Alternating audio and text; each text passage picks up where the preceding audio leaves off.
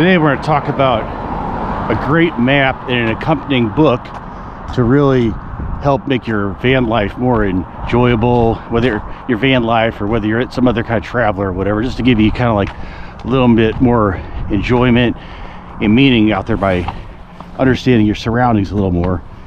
And so before we talk about this map, let's just say, like, why do we like maps in general? Well, I think maps, they provide a certain abstract view of the world that maybe makes it more comforting, and maybe you're able to digest exactly what is going on out there and what, you know, how things are related by reducing these complex surface of the earth to just a few key variables and putting into some kind of grid system.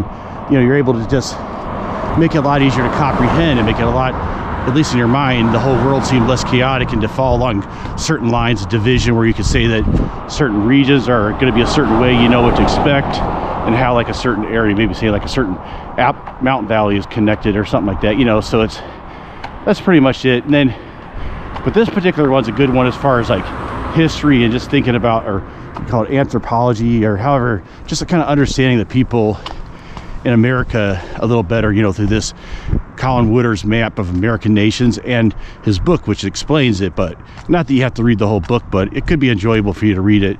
But I could explain the map a little bit to you here. And what it does is, now there's, you know, it's a certain generality to it. I'm sure some, you know, not every historian's going to like it, but, you know, but so it makes some general statements, some simplifying things that maybe don't always tell the total truth, but it really makes it, splits things up into a way that you can comprehend and makes things interesting. So basically his map that he shows, it basically has like each county in America color coded, and I'm going to put it on the computer when I get home here, and he splits it into different regions. So instead of just being different states and that sort of thing, what he actually does is he makes it to where he's actually showing like these different, what he calls them, American nations, areas of cultural similarity that exist, that cross state lines and sometimes can go far across the country and cause, at least according to this theory, certain areas to be like similar that are very far apart, you know, but in some ways maybe more similar to their neighbor that they're closer to, but who's in a different nation. So that mostly what this is based on is like, is looking at like American history and what sort of people came to different parts of the American colonies, the British colonies, and then how they split up into different cultural groups, and then that these groups went westward, and as they went on, they carried these traditions with them of similarity to the original settlers of these different areas had. And then we'll get into like the West Coast. That's a little bit different, and but that had happened by ship and so forth. But we'll explain that a little later. So basically, and another thing to notice is, okay, we're not saying that like, let's say for instance that all these areas in like Greater Yankeedom, all you know, are all like descendants from like the Mayflower English people. No, not at all. I mean, because a lot more immigration happened to America. But what we're saying is that basically these different original groups, what we call the first effective settlement, as far as the stream that we have now of like post-Columbian settlement, you know, that each one of them kind of laid down the cultural DNA for each area. And so even though other people from other areas of the world moved in later, they still in some ways kept these characteristics. Okay, so just look at the four main ones on the West Coast, on the East Coast. Okay, let's see, you have, and then we'll get into the other ones, but as far as the ones that started like off of the four different groups in the colonies, we have Yankeedom, and then then a little further south, then we have a smaller area of New Amsterdam that includes New York, New Jersey, and some surrounding areas.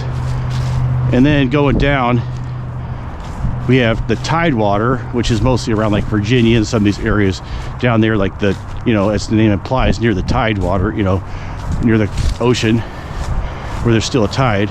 Okay, and then we have the Midlands, which basically start at Philadelphia and then go westward along a thin line that goes through some areas out west. And then we have Greater Appalachia, which starts, as you'd expect, like in the Appalachian Mountains, and but then goes further west, even into parts of Texas, as far as Texas. And then you have the Deep South, which is basically that. Maybe that's, we already the Deep South, but it's not necessarily just the states we call the Deep South, but basically these are going to be the areas that were controlled by cotton cultivation. So anyway, so just looking at the different ones, you have Yankeedom. Okay, so what these are people from East, mostly a lot of them from East Anglia in England, and they were Puritans, they were Calvinists, okay, and they were very strict on a lot of things. Well, one thing you can say right away is, okay, they believe that everybody should read the Bible, which is why it became one of the most educated parts of the world, okay? And then also what happened is, but they also believed in a lot of, like, you know, like they didn't trust somebody if you like to go out in the woods, or they didn't trust people if you know, you want to be by yourself. You're supposed to be part of the community a lot. So they believed a lot in, like, what we call communitarian and also utopian, because they were supposed to be like the city on the hill from the Bible. Now at some point it became, you know, a lot less religious, you know, the New England, but in some ways they still kept part of the original thing of, like, kind of like the utopian vision, but it might be more based on more secularism or something, you know. So but and also the idea of, like, community and using government for the betterment and so forth. Like they don't fear, like, big government, like a lot of parts of the country. And anyway, but for a long time, whenever they did settle, they really had this, I guess it was religious, and maybe later it became more social, but they'd found some town, and they would you know, the idea is like, okay, we're bringing, like, our light to this area, you know, we're making this area better. They're kind of like, you know, areas that are kind of like colonies of New England, where the point would be to actually, you know, they were interested in showing, like, hey, kind of expanding, like, their cultural influence into these areas. And so some of the main areas they went to is, okay, they went across, like, these original people from the Yankeedom area, original North New England areas. They went along the southern part of the Great Lakes, and they found a place like in Cleveland. There's an area called the Western Reserve, which it was actually claimed by Connecticut, and because of that it got heavily settled by New England. And so it has, you know, there in Ohio, that northern part of Ohio, we have lots of, like, New England architecture and that kind of attitude and stuff like that, you know. And I guess and anyway, then you have, like, you know, the Great Lakes, a lot of the, you know, what do you call it, Wisconsin and Minnesota were pretty much settled by these people, like they were the influential people at the beginning, you know. And then someplace like Minneapolis was actually like it was heavily influenced by these mill people, because there's a lot of milling that went on that was in New England. A lot of these guys were like descendants of those people. They milled there, and, you know, which built Minneapolis. And a lot of these people then had these early movers and shakers. They were had this kind of New England sensibility where, you know, they're supposed to, like, show that they're bettering society and stuff. So there was a lot of, like, public works built there and stuff like that.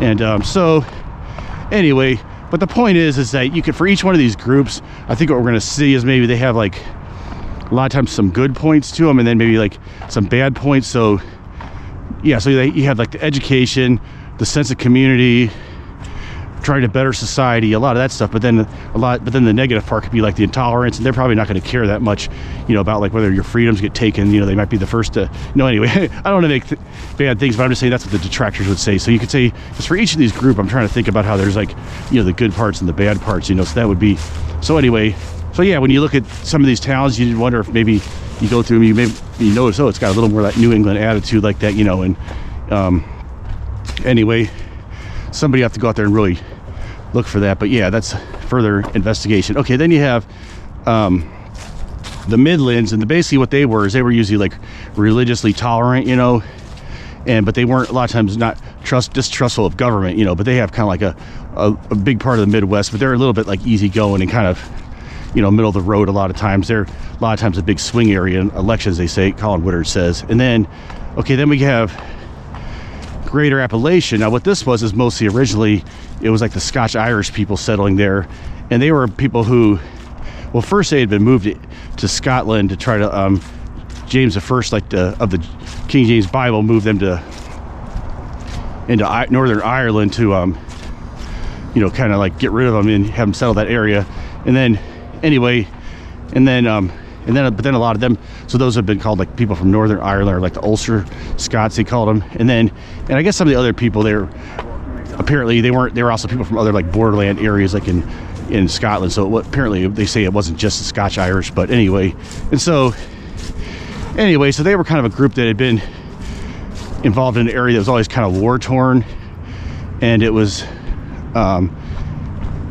and so they had kind of like a warrior ethic, you know. A lot of times you had like your clan, you had to look out for your clan or whatever, you know, that sort of thing. And then distrustful government into independence, that sort of thing. And so so yeah, you can say that maybe it was a little bit more, you can see like why that would be a big area of, you know, kind of like low government and that sort of thing, and you know, some of the politics going on now.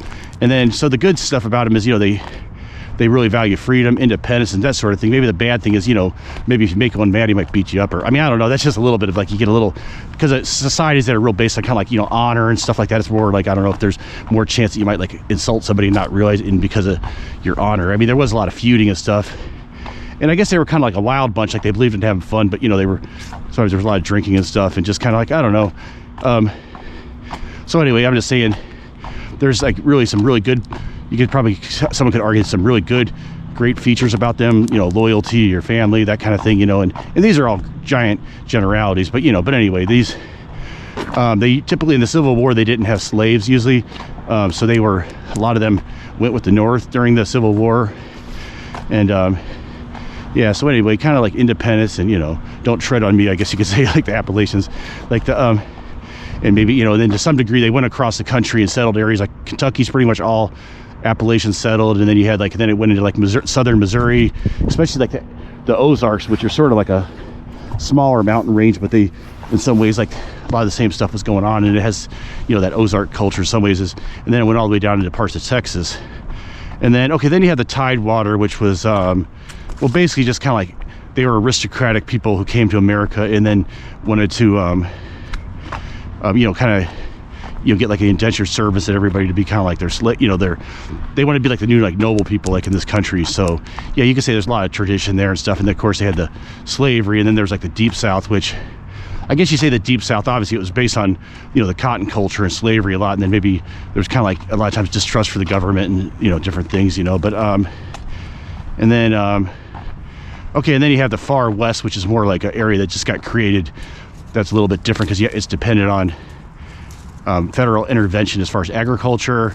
Oh, there's also New France on there, okay, which is a part like around New Orleans and stuff where they, and where oh yeah, and some of these go across like international lines, like there's a part of the Midlands that goes into Canada and a part of Yankeedom. So there was actually some parts like where some of these people in Canada, you know, they didn't want to like actually fight each other during like the War of 1812 with the Americans because they felt like they were friends. But anyway, yeah, so anyway, yeah, I made it to my destination. Now I'm just kind of walking around this parking lot to finish this video.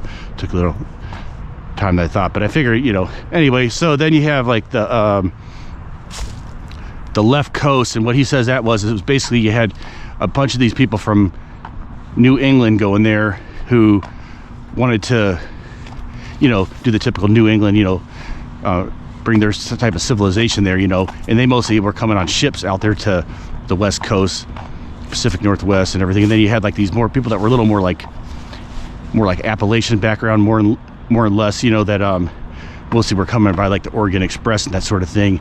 And so it made kind of like a different kind of culture of like, where maybe they're trying to change things, but it's a little more freewheeling. They're not as, I mean, I don't know, something like that. And then but apparently there's different enclaves where it is like, is like some Appalachian, actually somewhere in like the mountains there, and like in Washington and stuff. And especially because there was like a later group that came like in the early 1900, you know, later on, like when like the train was around, that was like, a lot of them were, there were like these other people that came there, they were like these loggers who came from like North Carolina and so forth. And anyway, I think they had a celebration called Tar Heel Days. That was, but anyway, so yeah, so what you can do is now just, but you could either read that whole book if you want, you know, it could be really enjoyable, like maybe read a part when you're in a certain area, or look at the map, and then when you're there, just try to see like, hey, can I actually see some of those differences? I mean, you may or may not be able to, obviously, because we're just, it's a big generality and stuff, but we're just saying that, you know, maybe as you look for it, you can kind of see these patterns, you know. It's like sometimes he'll show stuff like these election maps and stuff, and he says like you can kind of see the different nations as well. And some of these maybe you have to kind of squint to see them, like in this map here, but you can still kind of see them breaking up into their respective areas. So anyway, yeah, so I think that just looking at that map would be really interesting. And you can watch, there's some YouTube video with Colin Woodard on YouTube. There's a few of those you can watch too. And then if you really want to, you can, that book could be really interesting to read as well, you know, as far as more details about these sections. So anyway, talk to you later.